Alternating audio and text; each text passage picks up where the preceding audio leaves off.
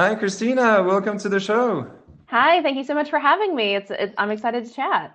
Yeah, it's a real pleasure having you. It's hard not to know Christina Garnett in the community building space, so we're really honored to have you on the show. So feel very, very welcome. Oh, thank you so much. No, I'm really excited to talk about inbound marketing and community-based marketing. I think it's going to be a wonderful conversation. Cool.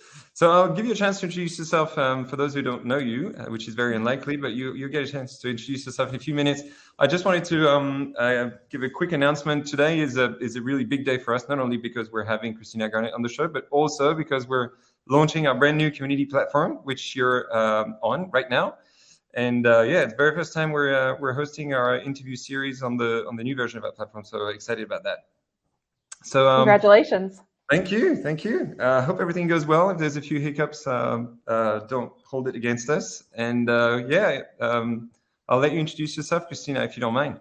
Absolutely. So, hey everyone, thank you so much for joining us today. My name is Christina Garnett. I'm the Senior Marketing Manager for Offline Community and Advocacy at HubSpot. I'm a bit of a polymath, a very non-linear career background. I was an English major in college, then taught math for 5 years for middle and high school, and then was a stay-at-home mom for a few years before I got into the marketing space. I've worked with startups, nonprofits, higher education, all the way up to agency work and Fortune 100 and Fortune 500 companies. I've done social media strategy, community building, advocacy strategy, and I lead the Hub Fans advocacy program at HubSpot. And I'm excited to chat about the differences and similarities between inbound marketing and community-based marketing. When I'm not talking about marketing, I'm probably talking about Marvel on Twitter. I'm a massive Kevin Feige fan. Just finished Moon Knight last night, which was absolutely fantastic. Don't miss the post-credit scene if you're watching. And Cool. tomorrow I'm watching Multiverse of Madness. I absolutely adore Wanda. She's my absolute favorite character in the MCU. So excited. Cool. Thanks, Christina. So today's going to be an interesting conversation. We're not going to talk too much about Marvel, but we are going to talk about marketing and love. That sounds a bit surprising, but yes, there is a connection between community-based marketing and actually caring for people that are part of the community. We'll see how communities can really help drive advocacy within brands and corporates. But yeah, first off, let's talk about your communities at HubSpot. I think you took the heritage of the Upstars community and made it the Mhm. Hub Fans community. So tell us a bit more about that. Absolutely. So around 2016, 2017, HubSpot did have a variation of an advocacy program that was called HubStars. It wound up being sunset basically about a year later, and we really wanted to bring that back because we do have a very strong brand affinity with our customers and partners. The love is there. It just really needs to be activated and harnessed. And so what we wound up doing was bringing it back. It was rebranded as Hub Fans because that's what they are. They're fans. We want to be able to make sure that it really works with how they self-identify themselves. If I ask if you're a fan of HubSpot, you know what that means. And then you'll raise your hand accordingly. And so really wanted to have a holistic approach to what our advocates want. So we have a community experience and then we also have a gamified experience because not everyone loves the same way. Everyone, even like we all talk about, we have love languages, advocates have love languages too. There are going to be some people who love gamification. They'll take every challenge, they'll try to get every point, they want every Pokemon, they want to catch them all. Others only want to play if they can win. If they're not the top of the leaderboard, they don't want to play. Others think it's stupid, period. And they don't want to have anything to do with it. It's not enough of a carrot for them. And so the community experience provides an alternative opportunity so that they can network and they can connect and grow and learn from other Hub fans, from other HubSpot users and customers and partners. And what you wind up doing is you wind up creating opportunities for them to feel empowered and grow together. They have a safe space where they can ask questions. They don't have to worry about being sold to. They don't have to worry about feeling stupid because they don't know something. The beautiful thing about the HubSpot community is it's very community over competition. Even though we have partners they make their money by being a part of the HubSpot ecosystem, they're still in the community answering questions just to answer them, just to be a good neighbor, just to be a good community peer. And so you continue to see that energy in all of the groups that we have. I want to learn, I want to help others learn, and so we can be better. And then we created multiple programs last year, specifically the Inbound Correspondence Program and the After Hours Show with George B. Thomas. And what those provided were an opportunity for these members, these advocates, to be the star, to be the hero. They get to be the ones that are subject matter experts. They're going to sessions and telling you, hey, I just went here. This is what I learned. This is how I would implement it. This is what I wish had been said. This is what I took away from it. And so they get an opportunity to not just be our fan, but to be this knowledgeable source for others. And so it's that, if you look at Maslow's hierarchy of needs, it's that top level. It's that esteem and self-actualization. We're getting them to that next level because we're giving them the resources and the opportunities to do that. Brilliant. We went straight into it. I'm yet to figure out the love language of my wife and kids, but here I am now wondering if I get the love language of my community members right. That's super interesting. Are you running the Inbound Correspondent Program again this year? We are. It was really successful. We had over 1,200 pieces of content that were shared over 3 days. And the correspondents, there's a group that really connected strongly last year, and they want to be on each other's podcasts. They tweet each other throughout the year. And so the beautiful thing about being a community builder is that you're a connector, you're a bridge. And you see these relationships that are fostered because you lit that match. You opened that door for people. And so we're doing it again. Some of the people are returning. We have some new people who are going to be correspondents for us this year. And the beautiful thing is Inbound hybrid this year. So we're going to have our digital correspondents and we're going to have our in-person correspondents. And they're all going to be able to really give you this lens of what it's like to be at Inbound as a subject matter expert and then be able to share those findings. I'm very excited. That's exciting. So tell us how many people are expected like on site and digitally at Inbound. I don't know how many like in person, but correspondents, we're probably going to have about 40 to 50 digital and 40 to 50 in person, which is going to be really fantastic. We had 30 last year, so we're upping the ante a little bit.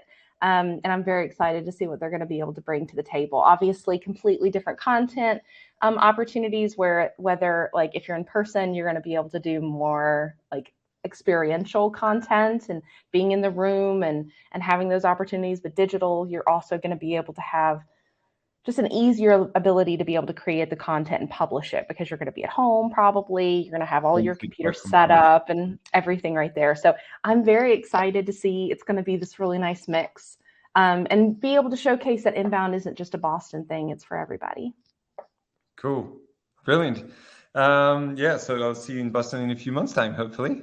That'll be exciting. We'd love to have you.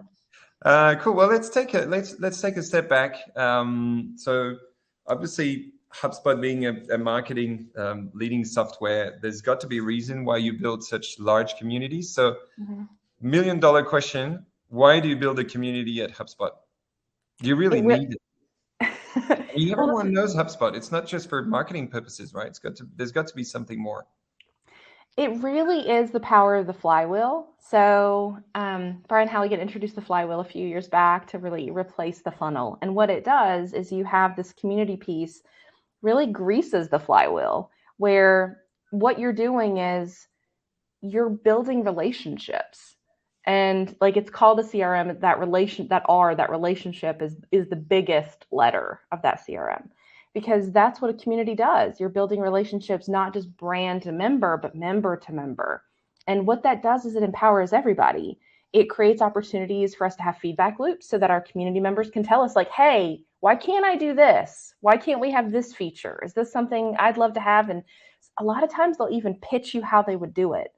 Others, they're going to help each other. Hey, I had this question. I'm not sure how to do blank, blank, blank. And someone else in the community is able to step up and be able to answer that question for them. What that does is that shows that there is a bit of that safety net for a tool, because you know that if you don't understand something or if there's an issue, that either the brand is going to be there to assist, be able to talk to you through what you need to do, or potentially put your idea on the roadmap. And then you have members who are also going to be able to be there to help you use the tool better. And so what that does is it creates this additional ecosystem around the flywheel, where no matter where you are in the stage of You could be a HubSpot Academy user and not pay HubSpot a dime. You can still be in the community. You can still learn. You can still have that be a part of like how you improve your career and how you progress. That's the beautiful thing about it, is it's incredibly inclusive. And then once you're in this larger macro community, you're able to say like, all right, this is a lot. Where are my people? Where are the people I want to connect with? Well, maybe I want to work with the people who are focused on Service Hub, or maybe I'm a RevOps professional and I want to go to the RevOps side of the community. Or maybe I'm taking a HubSpot Academy course and I want to be able to learn with others who are taking the same cert as me. I'm going to go in the study group and we're going to learn together. And so what you have is you have this constant engine of knowledge sharing and lifting each other up. And so basically HubSpot's benefit is they get to be a part of that bridge. People took HubSpot Academy courses and completely shifted their career. They were able to build new careers. They were able to meet partners that they were able to do. They were able to build agencies that now that's their job. Like HubSpot's created marketers, they've created salespeople, they've created RevOps professionals. They've also created entrepreneurs because they've created that empowerment. And so that continues to feed HubSpot, but it also continues to feed everyone that's in our ecosystem. So it's this very mutually beneficial value premise. Super interesting. We like to say that community is all about helping others before helping oneself. Yes. This is clearly the case with HubSpot communities. Well done. So we're talking about really big numbers here, like hundreds of thousands of people in the HubSpot community. You have almost 30,000 Hub fans, I guess, if I get yes. Right. Okay, when you scale a large community like this, first off, can you still talk about communities? And secondly, I'm going to ask the question specifically to Christina, the community builder. How do you manage large communities like this? What's the level of automation that you use? And is there still room for actual care and love? There is always room for care and love. It's just, are you going to do the work to put it there? As you're scaling, you're going to have to build your team out. You're also going to have to determine what can be automated and what can't. So for example, for gamification, we have over 25,000. We're continuing to grow people in our gamified program. We have a vendor that we use to create challenges and things like that. So that's automated. They're able to go in, create the challenges, the points. I'm able to go in and grade, make sure that they complete the challenges. And as they get more points, they get more opportunities, special events, opportunities to be quoted in blogs or to go beta testers or things like that. And as we're growing the HubSpot community, the team is growing. So we're adding a new head of community soon. I'm very excited for that to be announced. This person's amazing, and I can't wait for them to join. And then we're continuing to grow the community and also from a persona basis. So how are we taking care of the dev community? How are we taking care of marketers? How are we taking care of small businesses? How are we taking care of DEI and B communities? How are we taking care of minority-owned business owners? How are we taking care of partners? And so what we have is we have this larger macro community for HubSpot. And then like I mentioned earlier, you need these micro communities where you're able to find more of your niche. It's incredibly difficult to find value the bigger you get if you don't have those smaller pockets that really harness that intimacy that you would have in those smaller communities. So it really is this juggling of both with the macro, and then what are the micros that you're going to build as your community is growing.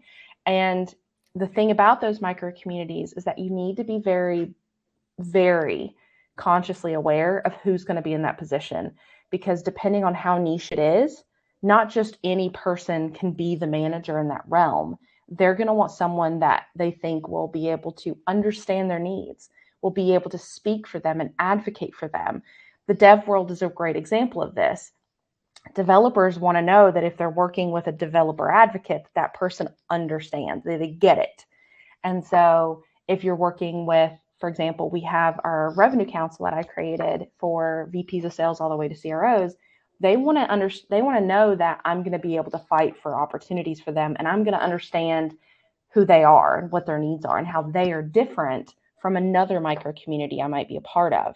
And so as you're building, there is this it's like segmentation. You're going to have to be more specialized, and you're going to have to be more focused on what is the value for these individual people when they're going into these groups? Because I might go into the community for one thing, and then on my way in realize there's something else I could do here.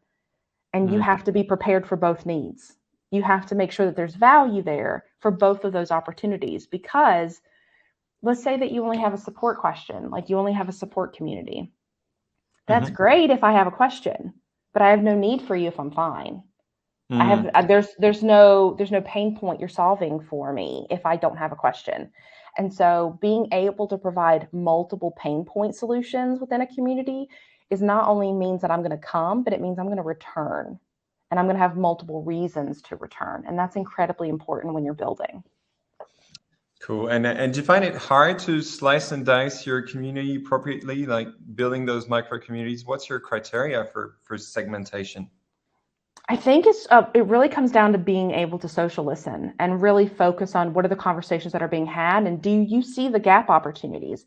A lot of what I do with my advocates is I'm always asking for their opinion. Like, please tell me what you don't like. Please tell me what you would change. Please tell me.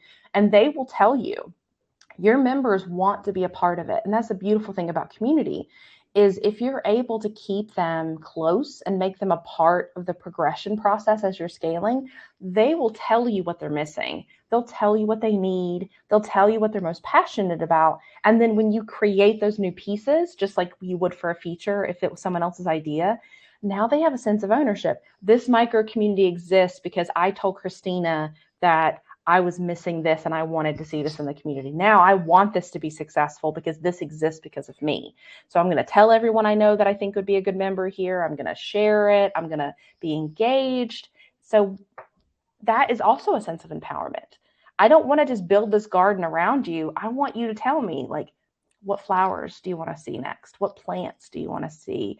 Is there a bench we could put in here for you? Like, it's, let them be a part of that ideation cycle, because that just further makes them invested. Yeah. Brilliant. Very inspiring. We just talked about large communities and how you can manage them and how you keep growing them without losing the sense of belonging. Is there, like, I guess the bigger your community grows, the harder it gets to set rules and make sure they're abided by. So how do you manage rules, and how do you manage people who don't play by the rules? You have to be incredibly clear when they join, and then make it very clear where they can find those rules so they know how to behave. And you can't just say, like, you can't do generic and be like, don't do this, because someone will try to find out where the gray area is, and they'll try to figure out, like, they'll go right near that line. They'll flirt near it just to see if that's enough. And so what you need to do is you need to be as transparent as possible. You need to make sure that you give examples of what's right and what's wrong. And you need to also be able to clarify what is bad versus what is irredeemable. Yeah. Because some bad behavior, it's not that it's bad, it's in the wrong place. Versus others where it's like, no, we don't want this kind of behavior anywhere. Great example, sales. A lot of people join communities because they want to pitch. They want to be able to network. They want to pitch. They want to immediately slice their business card over. Well, you had it coming, being HubSpot. You can't expect people not to want to sell. Exactly.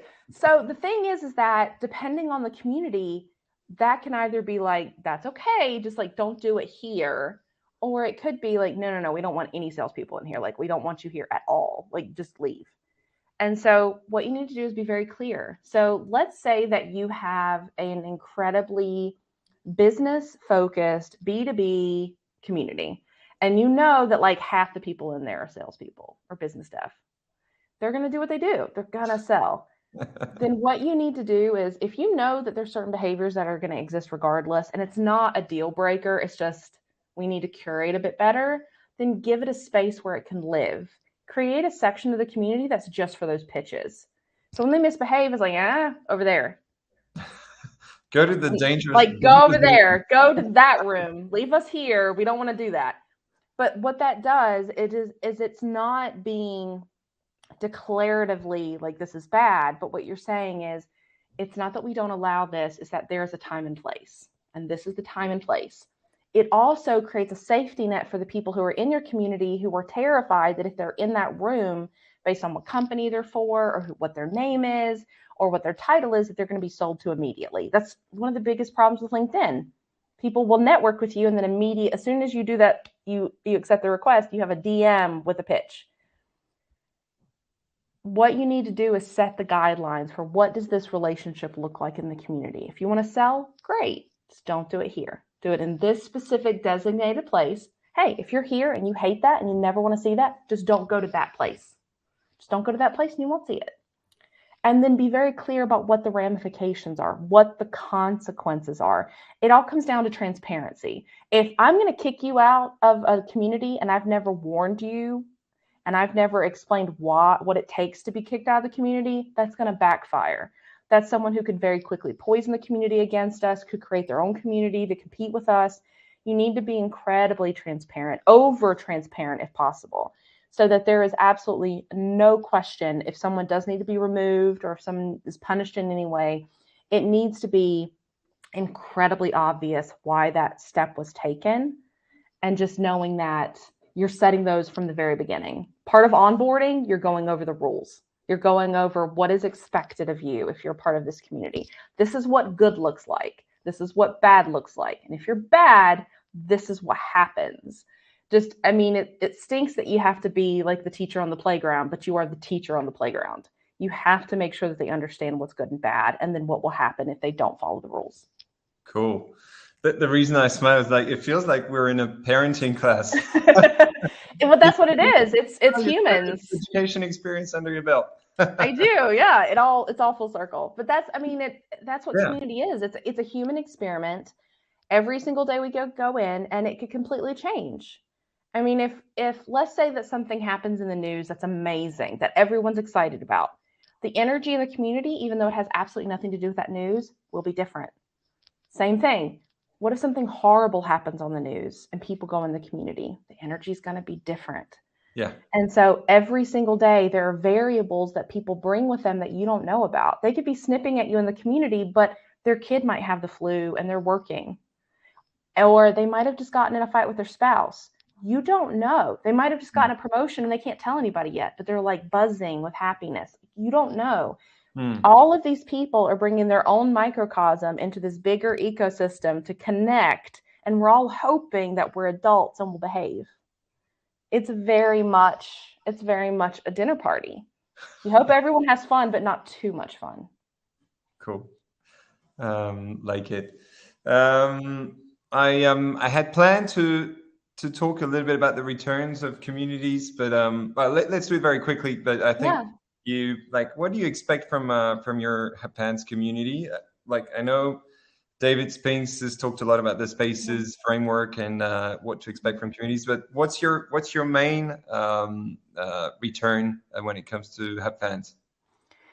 What's really been helpful for us is it really grows that positive word of mouth for us, which leads to that flywheel, greasing that flywheel, which is going to eventually lead to revenue, which obviously all stakeholders want. They want that revenue growth.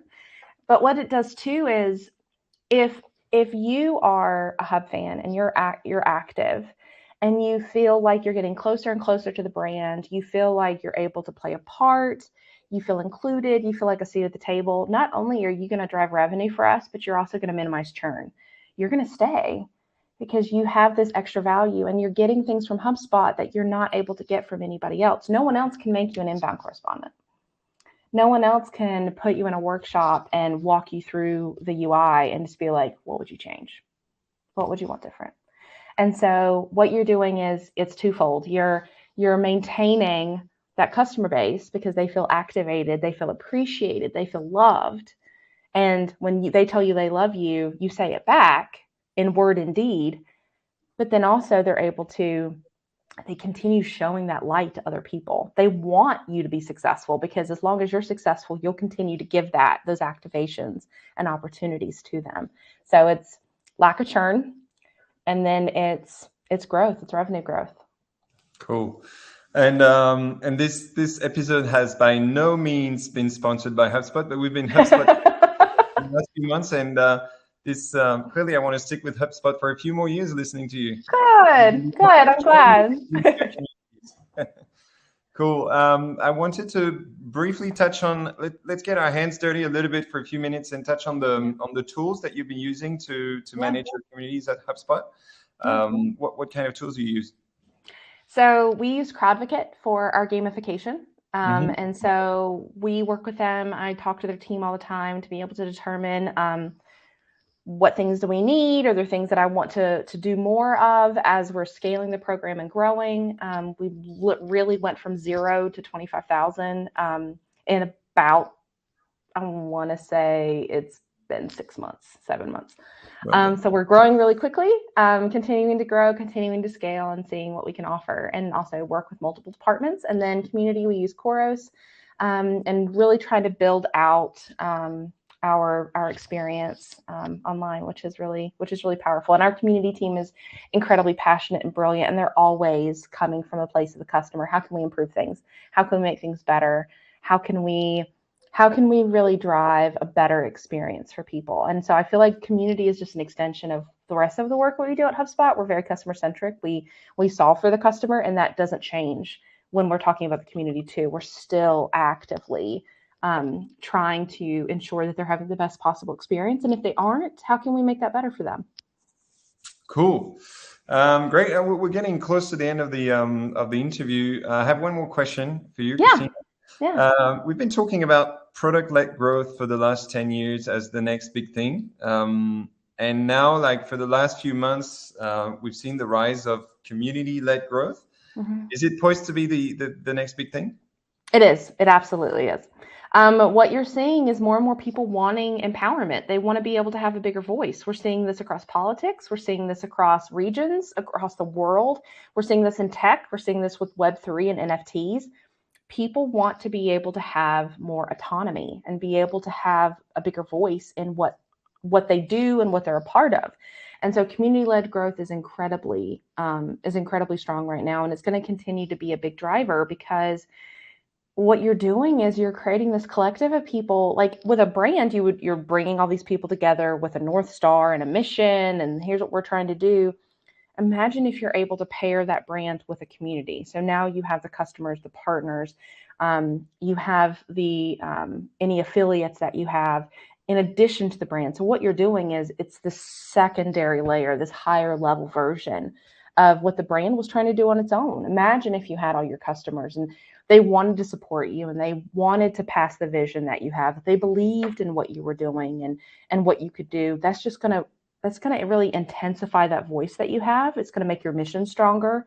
It's going to drive conversations. It's going to drive revenue, and it's going to ensure that they have this sense of ownership for the same reasons you would buy stock in the companies that you use the most.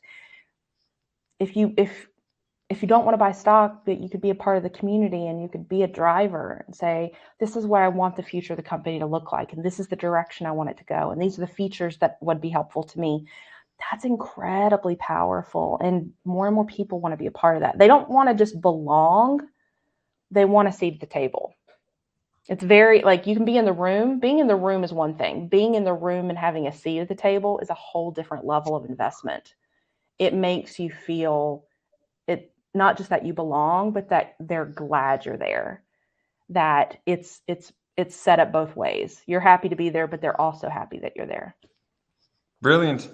We're certainly very happy that you were there today. Thanks for having me. It's been really insightful. We hope to see you soon, maybe this side of the Atlantic, who knows? Yeah, I would love that. Yeah, fingers crossed. And thanks again for taking the time. If anyone's got any questions for Christina, I think you're pretty responsive on LinkedIn or Twitter, so reach out to her directly. And thanks again for being here. Don't go anywhere. I'll talk to you backstage. And bye, everyone. Have a great day. Bye. Bye-bye.